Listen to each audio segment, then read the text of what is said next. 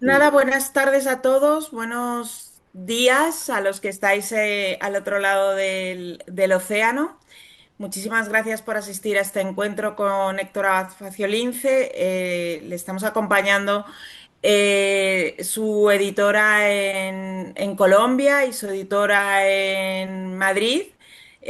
No os vais a equivocar con los nombres, las dos nos llamamos Carolina, así que lo tenéis, os lo hemos puesto fácil. Eh, es, es lo bueno que tiene la tecnología, siempre lo digo, que nos permite organizar encuentros como este en los que participamos lectores de todas las partes del mundo, sin importar el país o el continente. Así que yo creo que de toda Latinoamérica, de España, de gran parte de Europa, Héctor, hay lectores. Em, este encuentro está organizado con motivo de la publicación de Ahora y en la Hora, que probablemente muchos de vosotros ya habéis leído, pero por si acaso no, os cuento que es el último libro publicado por Héctor Abad y creemos que es un acontecimiento importante este libro precisamente por el libro del que se trata, ¿no? Para los que no lo hayáis leído, es un libro de no ficción en el que Héctor Abad parte de una experiencia personal que está relacionada pues con la muerte también con la violencia. Seguro que todos leísteis lo que ocurrió en la prensa si no habéis leído el libro, pero por si acaso alguien no, para un poco situarnos y situar la conversación, os cuento que en junio de 2023 Héctor Abad se encontraba en Ucrania, había ido a la Feria del Libro de Kiev para presentar la edición ucraniana del Olvido que seremos y de paso también participar junto a Sergio Jaramillo y Catalina Gómez en la presentación de una iniciativa que se llama Aguanta Ucrania. De una manera fortuita decidieron internarse algo más en el este del país, acercarse a la línea del frente para llevar la campaña hasta la zona que estaba sufriendo más y guiados por la escritora ucraniana Victoria Melina, entraron en el Donbass, llegaron a Kramatorsk y allí estaban cenando en una pizzería muy popular y muy concurrida de la ciudad, justo en el momento en el que cayó un misil ruso que destruyó el local y asesinó a 10 personas, ¿fueron, Héctor? 10 12. a 12 personas, entre ellas Victoria Melina. Bueno, con Así, Victoria 13, pero está bien. 13 con Victoria. Ahora y en la hora es un memoir, es un libro testimonial, os aseguro que es un libro emocionante sobre este viaje y sobre lo que le pasó. También es un homenaje literario en cierta medida a Victoria Melina. Y bueno, todos sabéis que Héctor tiene una forma de narrar que es cálida, que está llena de emociones y en este libro no solo trata de entender lo que vivió, sino también yo creo que entenderse a sí mismo, ¿no? Que él le llevó a aceptar, a asumir el riesgo de viajar a esa zona de conflicto activo, ¿no?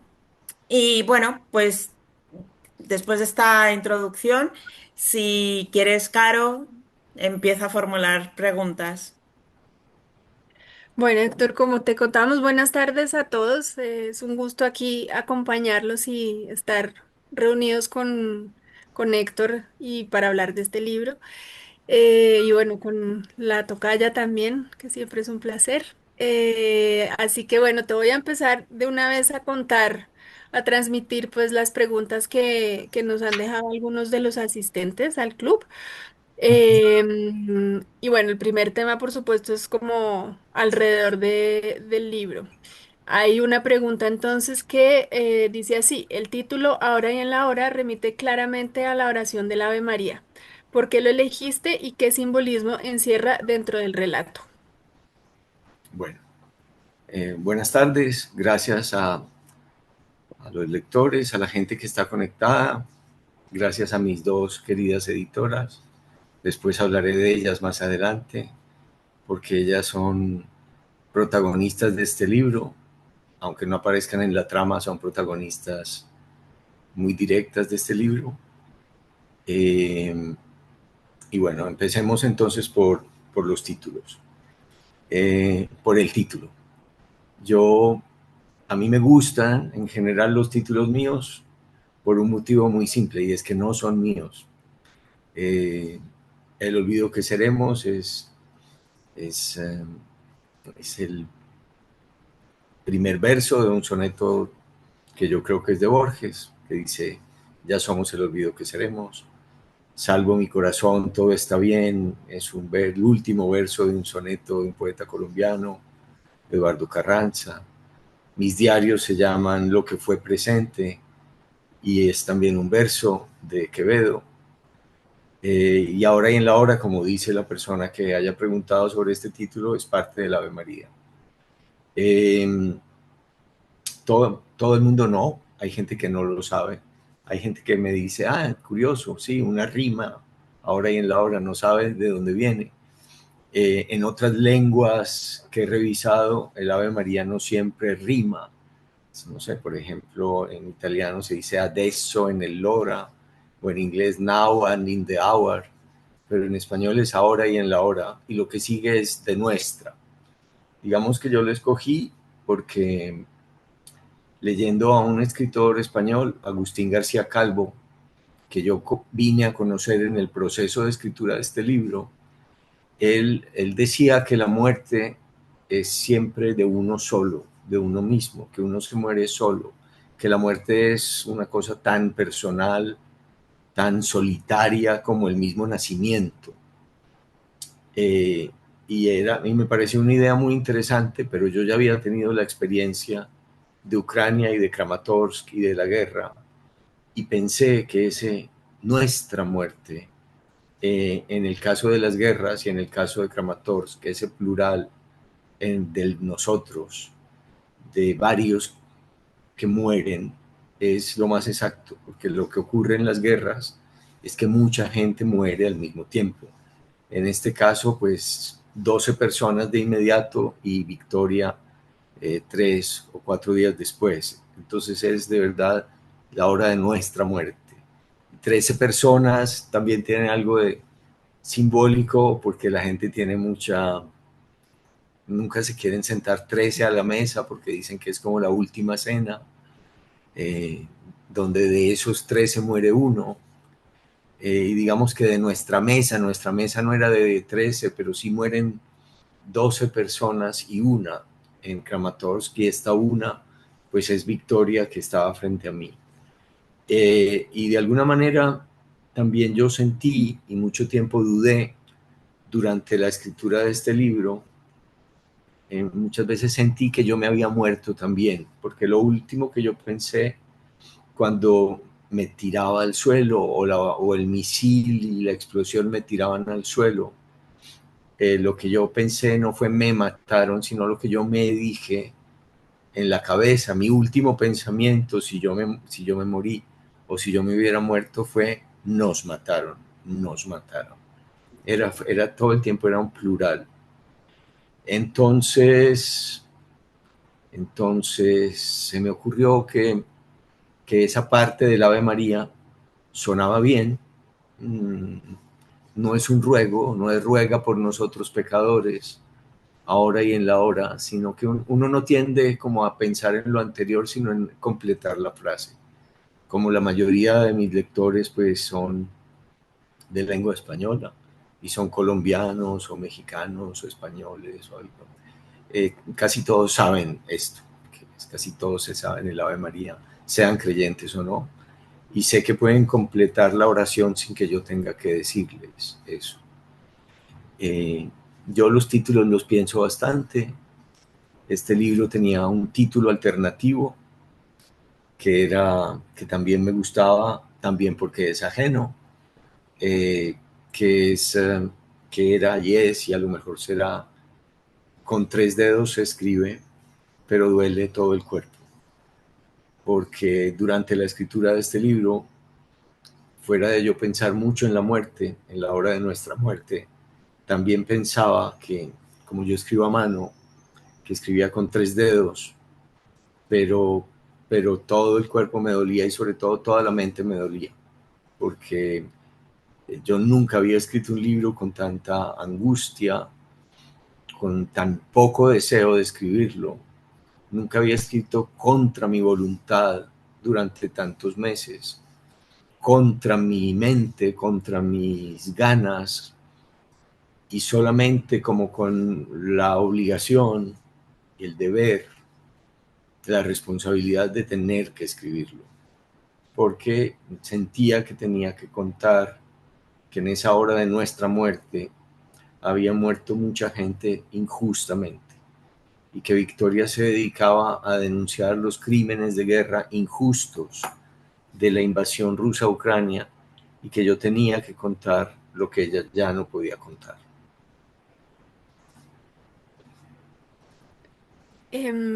Bueno, y ya que acabas de mencionar a Victoria, creo que podemos pasar a un tema que la involucra directamente y es una pregunta por la elección de la portada.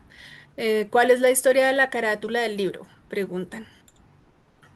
Bueno, ya dije que el título es ajeno, que por eso me gustan mis títulos, por ser ajenos.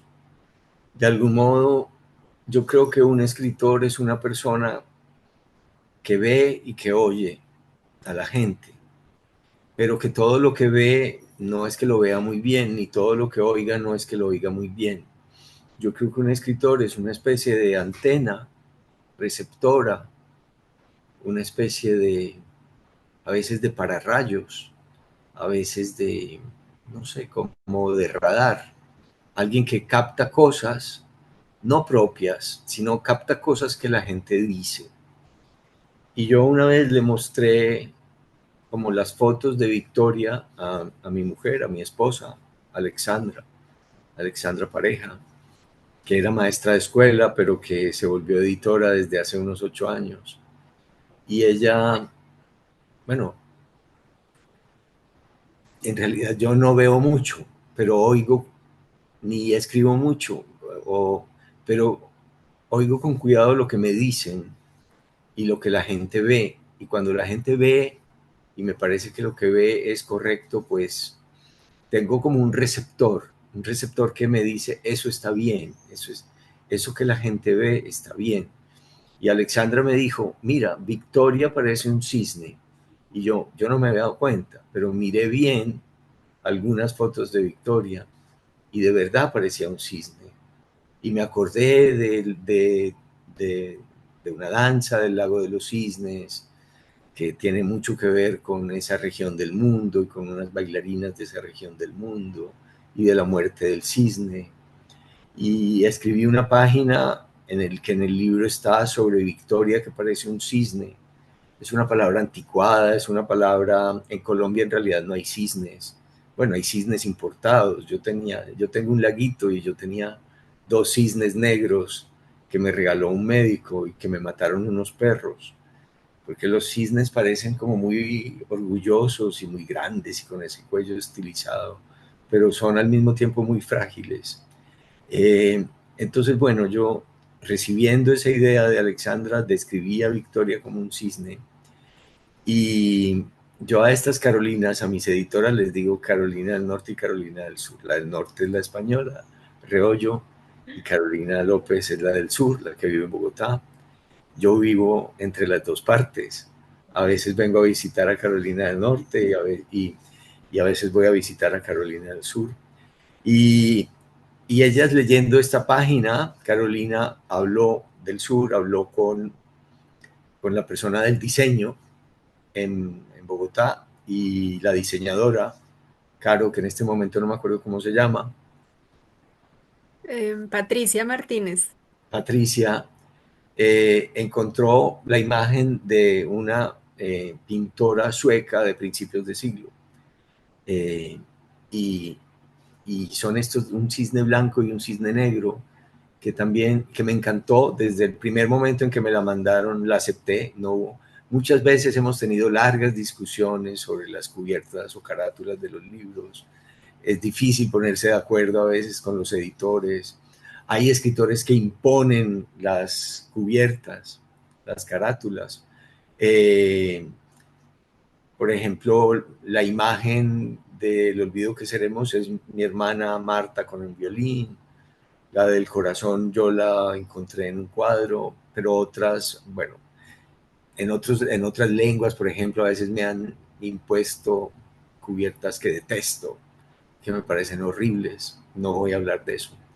Pero esta me encantó desde el principio, estos cisnes y este cisne negro y este cisne blanco, porque Victoria era muy pálida, era muy blanca y se vestía siempre de negro. Entonces, este cisne blanco y negro como que aludía a las dos victorias, a la victoria de la piel y a la victoria que había resuelto vestirse de luto desde que empezó la invasión rusa, a la victoria que había dejado de escribir ficción y se había dedicado solo a documentar crímenes de guerra.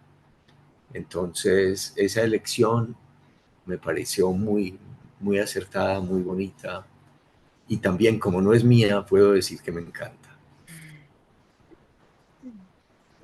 Bueno, vamos, ya que pasamos por como la puerta de entrada del libro, vamos a entrar un poco más en materia para hablar como más de la experiencia que lo inspiró y bueno, em, sí, como ahondar un poquito más en el tema.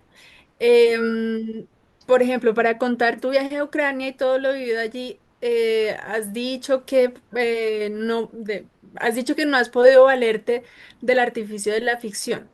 Y tu colega ucraniana Victoria Amelina también renunció a escribir ficciones cuando Rusia invade su país en febrero del 2022. ¿Por qué la ficción no es un registro válido en tiempos de guerra? ¿Y cuál es el papel de la literatura a la hora de contar la violencia y la guerra?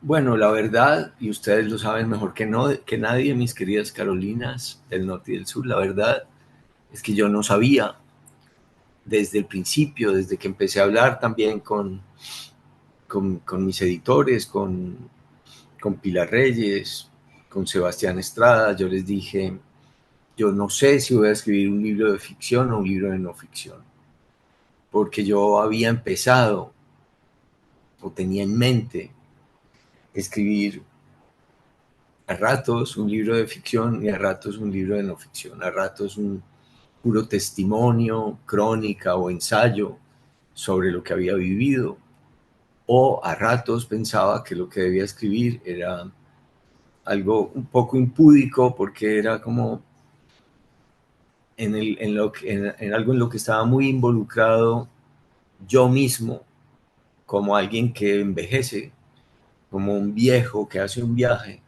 y en una crónica, en algo de no ficción, ensayística y testimonial, me parecía indebido involucrarme más de la cuenta.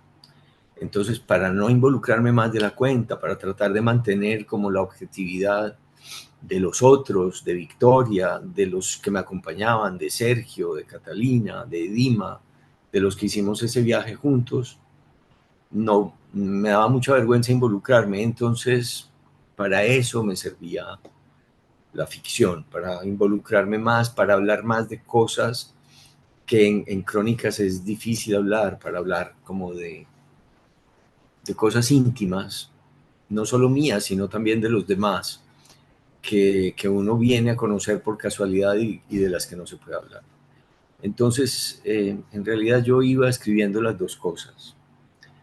Y, y es algo que un amigo mío me dijo hace mucho tiempo, que yo siempre escribo dos libros a la vez y en general tienen dos registros muy distintos y eso me conviene, eso me sirve como para eludir la autocrítica, porque empiezo, no sé, voy a poner un ejemplo, empiezo a escribir un libro que tiene mucho sexo y que es un libro erótico, nada que ver con este, ¿no?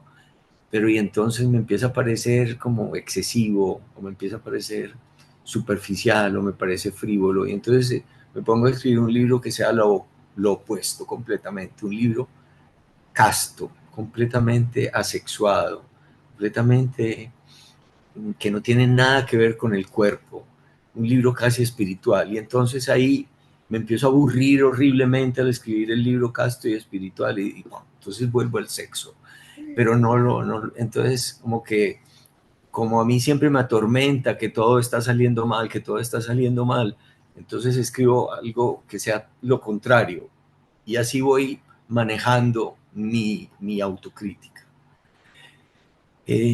Pero en últimas, bueno, entonces ya voy a hablar de mis editoras y por qué son tan importantes estas dos señoras que están aquí. No son unas convidadas de piedra.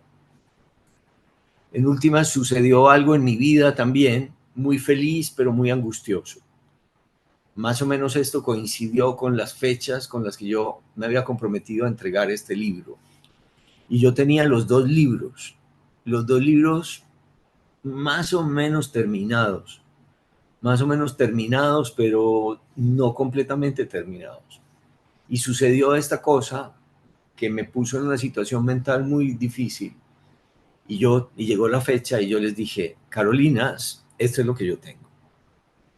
Y lo que yo tengo es un libro en el que un capítulo es de crónica y de no ficción y otro capítulo es, porque en este caso, por consejo de un amigo mío español muy querido, de Fernando Trueba, del que hizo la película del olvido que seremos, él, sin haberlo leído, me dijo, pero no deseches nada. Mírate esta película francesa en la que el director, la primera parte, cuenta algo en ficción y luego lo cuenta en la realidad tal como sucedió en la segunda parte de la película. Y yo dije, bueno, pues voy a intentarlo. Y lo que les mandé a mis editoras fue un libro en el que se intercalaban un capítulo de no ficción con un capítulo de ficción. Y yo les dije, miren, esto es lo que tengo. Y si no hay ningún libro, pues no hay ningún libro. Si esto es un bodrio, pues es un bodrio y no lo publicamos. Pero en este momento yo no puedo hacer nada, por favor ayúdenme. Entonces estas dos señoras que ustedes ven, la de negro y la de azul, la del norte y la del sur, la gente piensa que los editores no son importantes, que uno puede simplemente escribir lo que le da la gana, lo manda a Amazon, paga 2.000 euros y le publican el libro y se lo mandan a la casa. Y ya, listo, y uno ve qué hace con él, lo vende, lo regala y listo. Pero no, los editores, bueno, siempre me han ayudado muchísimo, siempre los respeto muchísimo. Yo mismo he sido editor, yo fui editor cuando era mucho más joven en la revista de la Universidad de Antioquia, en la editorial de la Universidad de Antioquia, en la editorial de AFIT, y sé que un editor puede incidir, mejorar, empeorar, pero hacer algo con un libro. Bueno, y ellas, creo que sabiamente, sensatamente, al mes, más o menos, me dijeron, bueno, ya, te tenemos una propuesta, vamos a podar toda la parte de ficción. Esté bien o esté mal, lo que pasa, Héctor, es que las dos cosas juntas son muy raras y van a enloquecer al lector y a nosotras. Y mi esposa Alexandra me había dicho lo mismo, que la parte de ficción, que la parte novelística del viejo, que hablaba mucho de sí mismo, tal vez porque hablaba mucho de mí mismo y no sé por qué, y a ella no le gustan para nada esas confesiones, así estén camufladas de ficción, a ella lo detestaba. Entonces, ellas podaron toda la ficción y fuera de eso, como la escritura de este libro para mí fue tan difícil y de algún modo yo hice como Fernando Trueba una serie de escenas, una cantidad de escenas que acomodé en algún orden, ellas, y en especial ya al final Carolina del Sur se dedicó más a eso. Ella acababa de volver al trabajo y no sé, tenía como una fuerza especial adentro por haber vuelto al trabajo, yo creo, porque había estado fuera del trabajo también por problemas personales durante un largo periodo. Un día me dijo, bueno, ya te tenemos, bueno, yo acepté, te tenemos esta propuesta y ya, te tenemos esta propuesta. Primero fue la propuesta de podar la ficción y de hacer unas cosas con esas escenas. Ellas me dijeron, tu libro, es decir, no te vamos a cambiar las palabras del libro, no te vamos a poner palabras, no te vamos a, pero te vamos a hacer una propuesta. Entonces la propuesta, que es la que algunos de ustedes han leído, es Ahora y en la hora.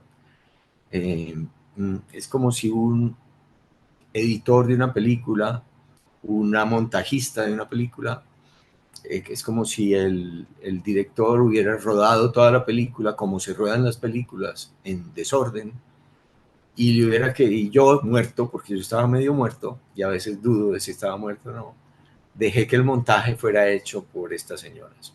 Y ellas me mandaron el montaje y el libro que ustedes, algunos de ustedes tienen en las manos.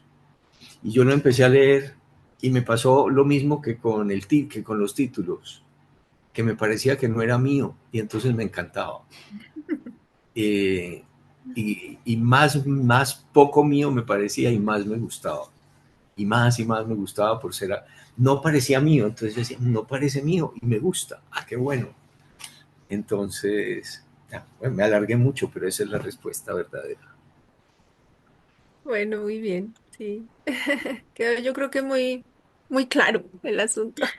Y, y además, perdónenme, señoras, Carolina, ¿fue así o no fue así? Sí, fue. Damos fe de Digan, que fue así. díganle ustedes a la gente de este club de lectura si fue así o si exagero o si Fue no. así, pero yo siempre te digo que lo que queda lo que pasa en Las Vegas se queda en Las Vegas, que no hay que contarlo todo. No, pero es que yo soy un exhibicionista. Estamos en confianza, digamos. No, es que a mí, no sé, Ah, a mí es bueno, que no. Se supone que los escritores están hechos para contar ficciones y mentiras, pero la ficción no, yo digo la verdad. sí, eso sí también está muy claro. Yo digo Pura la verdad. verdad. Bueno, después del atentado en la pizzería, cuentas que tuviste la impresión de que tu don, y está un poco relacionado con lo que venías diciendo de sentirte medio muerto, de que el lenguaje te, te había abandonado y las palabras pues se te escapan, se te escurren y cuando escribes no consigues hilvanar pensamientos ni relatos consistentes, y eso está como muy, muy bien retratado ahí en el libro hacia la parte final después de que cuentas como todo el grueso de la crónica. Y si bien el atentado no te dejó heridas físicas, las secuelas pues son evidentes y tú también has hablado de eso. El impacto que tienen la guerra y la violencia sobre el lenguaje es un tema que además asomó con mucha fuerza a raíz de la Primera Guerra Mundial y desde entonces ha inspirado varias piezas literarias y ensayos. En tu opinión, ¿cuál es la relación que se establece entre el lenguaje y la guerra y cómo se manifiesta el impacto de la violencia en la lengua? Bueno, Victoria Melina, que es, digamos, la persona a la que yo quiero reemplazar en este libro, a la que le quiero dar voz, porque ella ya no tiene voz. Ella, se, ella había abandonado la literatura, ella había dejado de escribir novelas y cuentos infantiles, que era lo suyo, y se había dedicado a documentar los crímenes de guerra rusos meticulosamente con un movimiento que se llama Truth Hounds, cazadores de la verdad. Eh, y ella decía que solo de vez en cuando le salía algún poema, porque los poemas de algún modo son como, o al menos los poemas de guerra que ella escribió, eran como una explosión de palabras en desorden, en los que no importaba mucho ni la puntuación, ni, ni,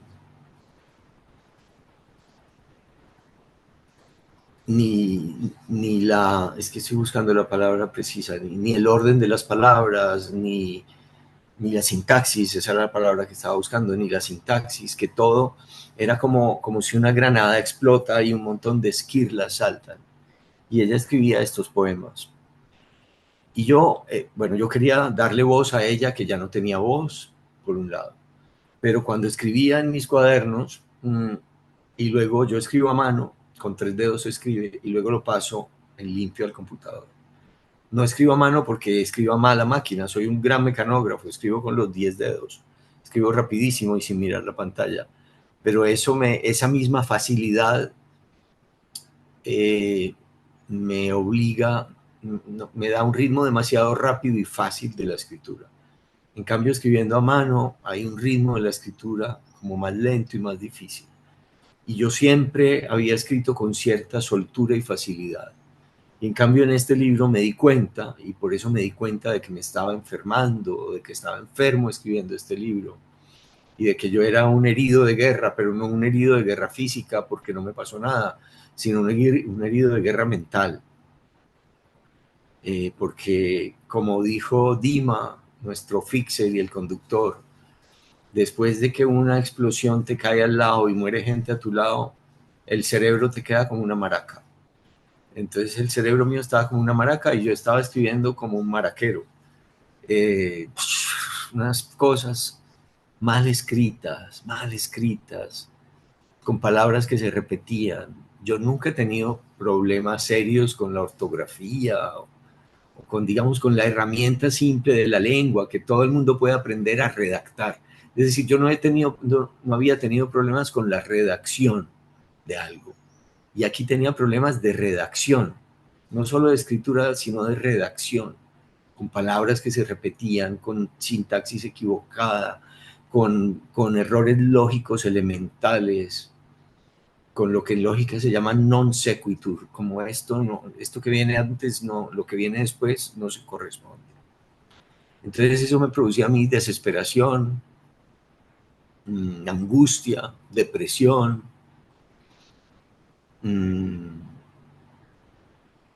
¿Para dónde iba yo?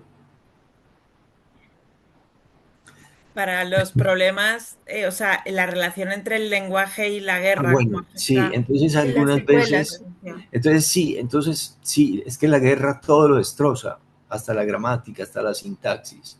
Era lo que Victoria sentía.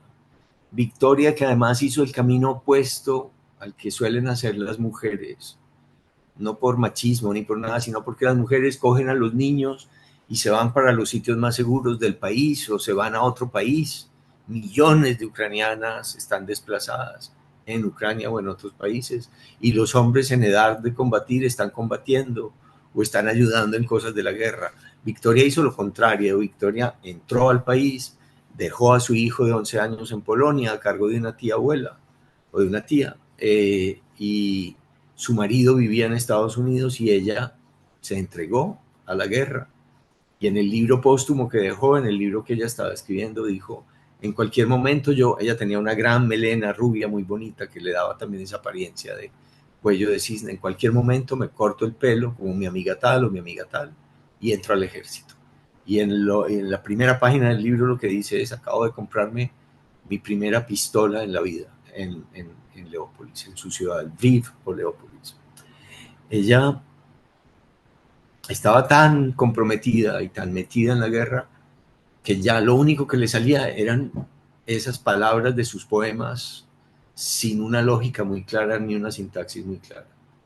Y a veces yo pensaba, tal vez debo escribir el libro así, mal, tal como me sale mal, pero para mí es muy importante que los lectores me entiendan. Entonces trataba de escribirlo bien y lo corregía y lo corregía. Y mis Carolinas me dijeron, no, hay partes hay partes muy bonitas de verdad, hay muy fuertes y, y como ellas las organizaron, eh, yo creo que ya cuando les entregué el libro tampoco tenían que hacer correcciones sintácticas o gramaticales, no, eran más de montaje. Pero todas las palabras que hay en el libro sí son mías, o de esa persona que escribía cuando escribía ese libro, mías o de Victoria, porque llegó a ser tal mi locura o mi muerte o mi no sé qué, que yo a veces sentía que el D-Book, el fantasma de Victoria estaba por aquí y a veces me dictaba pedazos de este libro. Me ayudaba, ya que no podía yo escribir bien, ella me ayudaba a veces a escribir este libro. Y bueno, precisamente sobre ese tema del dolor también hay una pregunta que hace alguien que es ¿por qué es importante narrar el dolor? ¿Qué hacer para poder trasladarlo a la literatura cuando a veces no hay palabras para describirlo?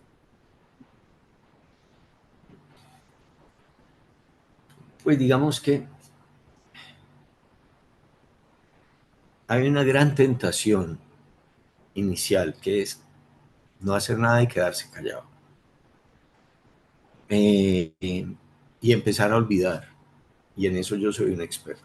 Se me olvidan muy fácilmente las cosas. Mm, pero en algunas ocasiones hay una frase de Mallarmé que a Borges le gustaba mucho citar, en la que Mallarmé decía que todo lo que sucede en el mundo acaba por convertirse en un libro. Todo lo que pasa acaba por convertirse en un libro. Es una exageración tal vez, pero eh, en mi vida ha sido así. Muchas cosas que me pasan, buenas y malas, felices y, y horribles. Yo he tenido, yo he sido como una persona como muy, no sé, como tranquila, que no voy por ahí buscando grandes aventuras ni grandes cosas, pero me pasan cosas. Y, y me siento como alguien que fui condenado a repetir mi vida, lo que vivo, a repetirlo escribiéndolo. Es mi bendición y mi condena. Repetir en la escritura las cosas que me pasan, que me han pasado. Si me operan del corazón, yo siento que estoy condenado a escribir del corazón. O si no, estoy escribiendo del corazón y me enfermo del corazón para poder escribir mejor sobre el corazón. O si tengo una relación en la que los celos son lo fundamental, como en Fragmentos de Amor Furtivo, pues tengo que escribir un libro sobre los celos y sobre las relaciones y sobre las infidelidades y las relaciones múltiples. Si me matan a mi papá, así sea 20 años después, yo tengo que escribir un libro sobre él y sobre la injusticia de que lo hayan matado. Si matan a Victoria, entonces ahí viene la tentación del silencio, de, de no hacer nada, de dejar que pase el tiempo. Yo no fui a Ucrania a escribir un libro, yo no fui a Ucrania a tener grandes aventuras, yo no fui a Ucrania como un reportero de guerra, yo no fui a Ucrania como un gran luchador por los derechos humanos, yo fui a Ucrania a una feria del libro, iba a estar 2 días, iba a salir corriendo otra vez hacia la seguridad de Polonia, de España y de Colombia, seguridad, pero bueno, la de Colombia menos, pero de todas maneras, a la seguridad de mi casa. Yo fui a todas partes, llevo libreta de apuntes permanentemente, pero eso es un vicio, porque lo que voy viendo, o lo que me va contando la gente, o lo que me parece interesante que oigo, o que ven, o que me dicen, yo lo apunto, porque vivo la vida 2 veces, la que vivo, la caliente, y la otra, la que escribo. Trato de resumir la otra. Dentro de eso está el dolor. Entonces, ¿por qué escribir del dolor? Pues porque el destino de todo lo que ocurre es convertirse en libro, dijo Mallarmé, y a Borges le gustaba. Y todos esos libros que están detrás de las Carolinas son como la vida repetida o inventada, porque también lo que ocurre es lo que uno se imagina, lo que uno se inventa. Hasta lo que uno se imagina, el destino de lo que uno se imagina es convertirse en libro. La locura de algunos escritores es convertir en palabras escritas lo que vivimos, así sea lo más doloroso. No es que sea siempre bueno, a veces es horrible como en este caso. No es que sea curativo, a veces es enfermizo y enferma como en este caso. Pero es como el destino mío. Para eso, es decir, yo no nací para eso, yo nací para ser feliz y para querer a mis hijos y a mis nietos y a mi esposa y a tener una vida privada alegre, pero también para escribir lo que me pasa.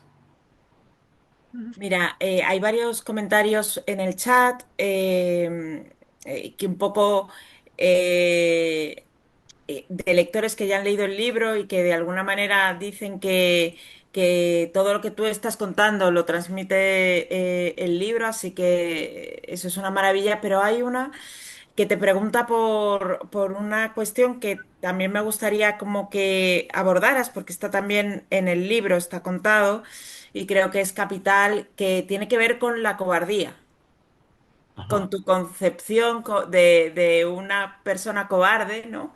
Y cómo esa,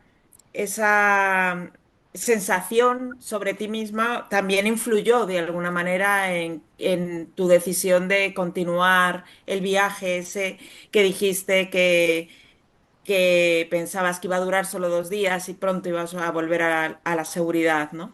Ujú. Hace muchísimos años, a mí me gusta aprenderme poemas de memoria, es mi manera de recitar, es mi manera de rezar. Yo leí ese soneto de Quevedo sobre el amor, que es muy bonito y mm, que empieza diciendo, es cielo abrasador, es fuego helado, etc. Y tiene un verso que dice, un cobarde con nombre de valiente.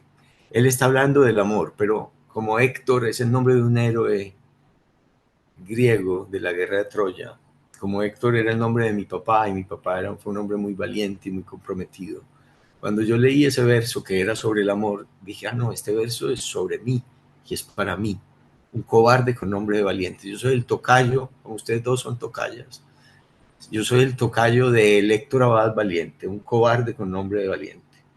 Un cobarde que se llama Héctor. No un cobarde en el sentido de que si alguien me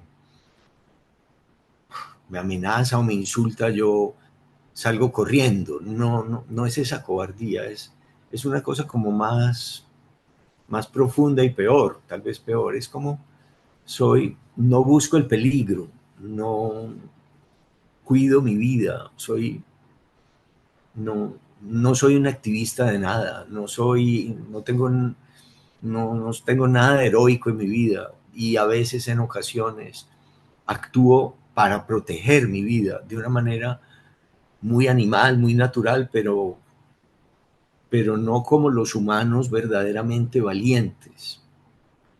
Y eso pues lo he sentido en muchas ocasiones de mi vida, que, que no vengo a repetir ahora porque las he contado ya. Entonces para mí era importante que yo no en este libro ni me quiero presentar como no soy. Yo no fui a Ucrania como un activista que va a protestar y a documentar la guerra de Rusia, como estaba haciendo Victoria. ¿No? Yo no soy como Victoria, yo no soy esa señora valiente que dice en su libro varias veces que la podrían matar y que si la matan espera que algún día su hijo la comprenda y le perdone. Porque es que lo horrible de un país en guerra o de un país muy violento como Colombia es que tenga que haber gente heroica, que tenga que haber héroes, que tenga que haber mártires. Mártir en griego es testigo, que tenga que haber testigos del horror.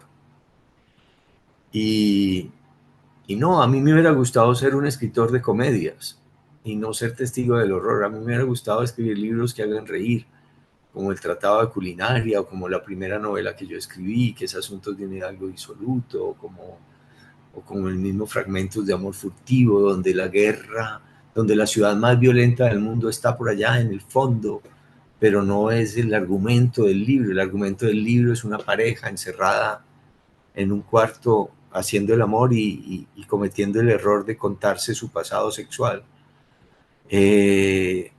Digamos que yo no me hubiera gustado escribir libros de gente valiente o de valientes, me ha tocado.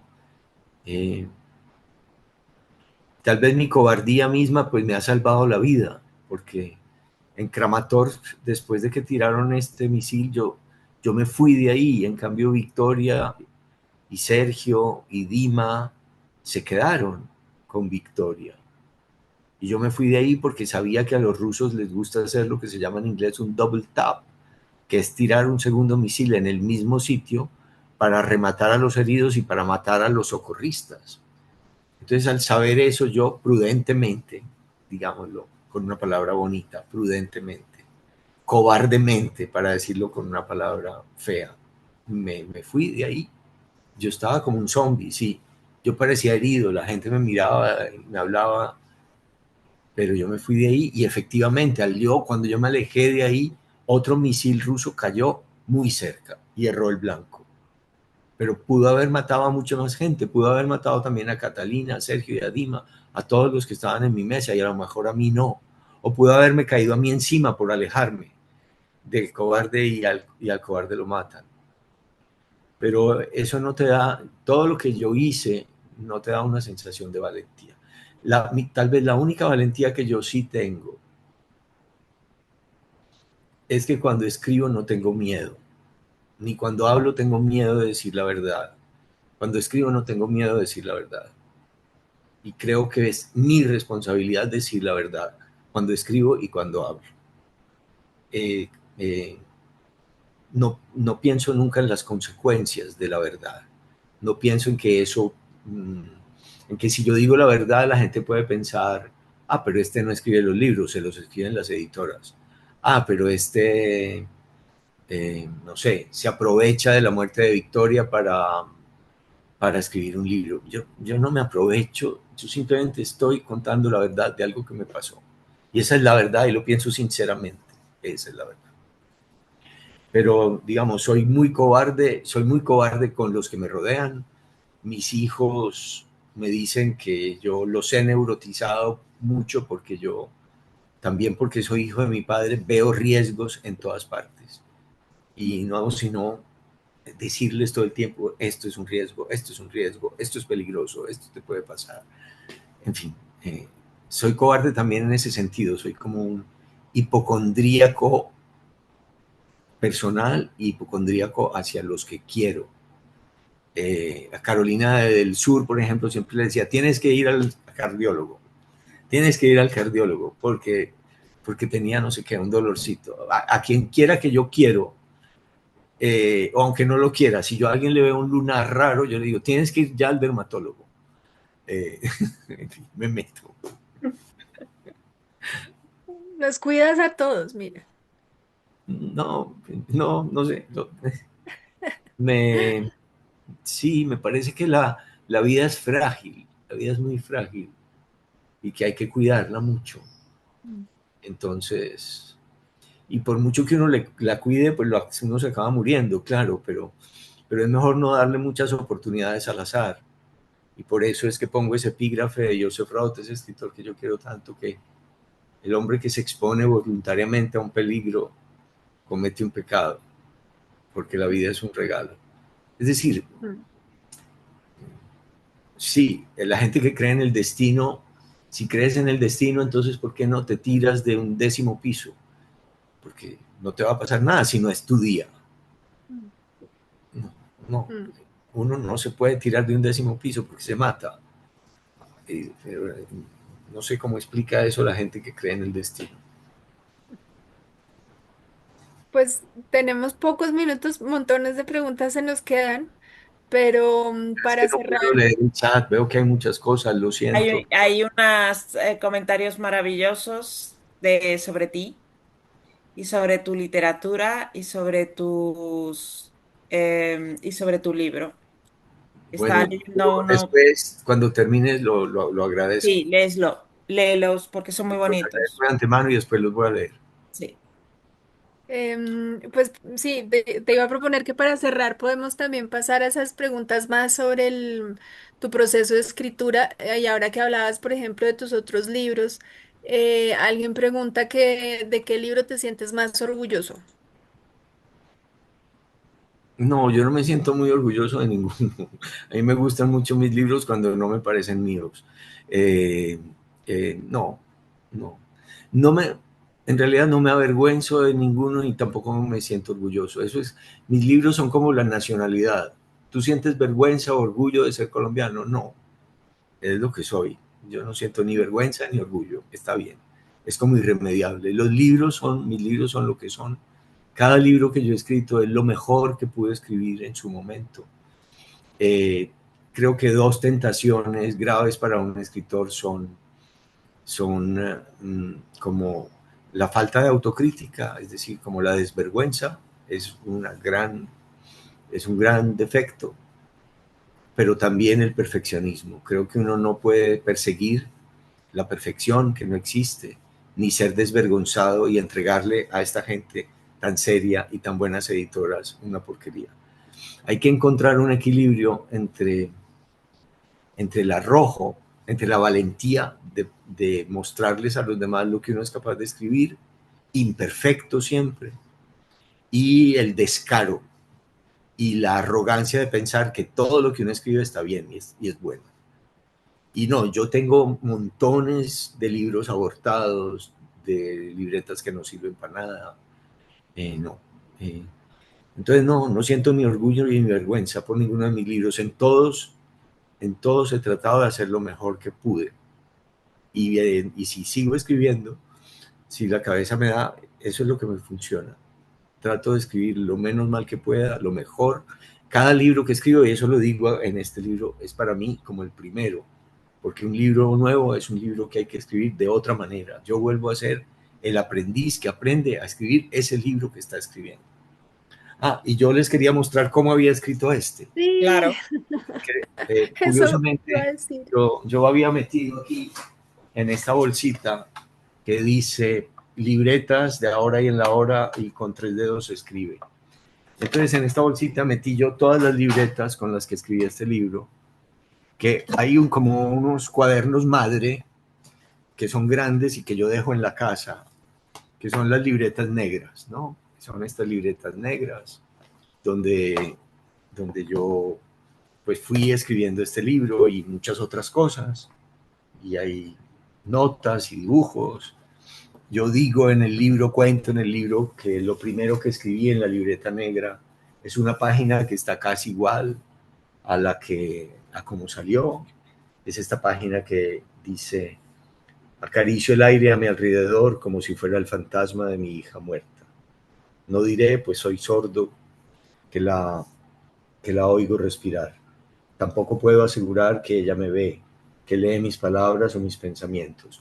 Cuando yo me enteré de que Victoria tenía la misma edad de mi hija, que habían nacido en el mismo año 86, en el año de Chernóbil, a mí me obsesionó mucho el hecho de pensar que Victoria tenía un papá y una mamá vivos. Y que para yo entender, porque yo no era amigo de Victoria todavía, yo me fui volviendo amigo de Victoria a medida que escribía sobre ella y a medida que leía sobre ella. Y yo pensé que para poder yo sentir de verdad el dolor de los demás, el dolor de los padres de Victoria, el dolor de las gemelas de 14 años que fallecieron en ese restaurante, yo tenía que pensar en qué sentiría yo si mi hija se me hubiera muerto o me la hubieran matado. Me la hubieran matado injustamente en una guerra en la que ella se hubiera metido a combatir el mal y la injusticia. Que ella hubiera sido capaz de meterse a combatir el mal y la injusticia, a documentar el mal de la invasión rusa, el mal cometido por el ejército ruso, y me la matan. Entonces yo pensé, si eso a mí me pasa, yo creo que mi hija se me convierte en un fantasma que me acompaña.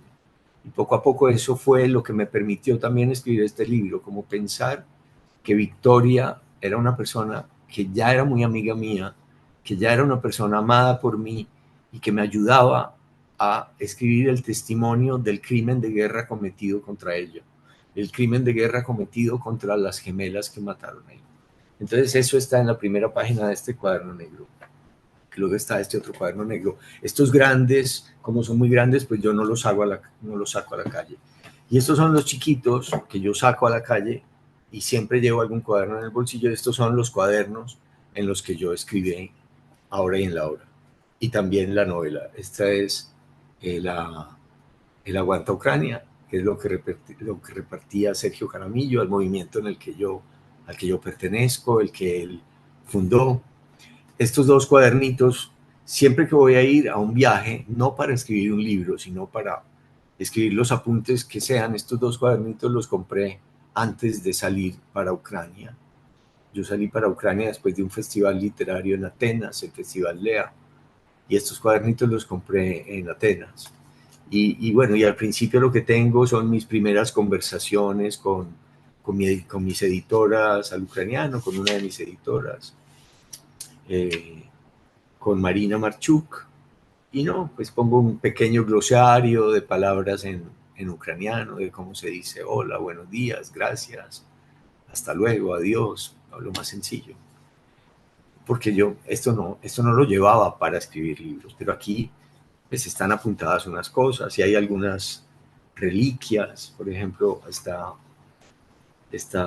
rosita que ya está seca del jardín de la mamá de Volodymyr Vakulenko, que es un colega de Victoria y mío, un escritor de cuentos infantiles que tenía un hijo autista y él se dedicaba a escribirle cuentos infantiles a ese hijo autista, y que lo detuvieron y lo golpearon los rusos en una población a la que Victoria nos llevó, eh, cerca de Isium, donde había una aldea donde él vivía, y luego lo devolvieron y él estaba seguro de que iban a volver por él, y dejó en el jardín de su casa un diario que escribió rápidamente sobre la invasión rusa.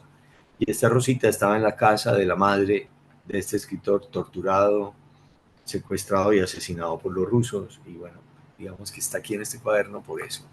Entonces yo, bueno, todos estos cuadernitos los fui llenando de párrafos malos, mal escritos muchos.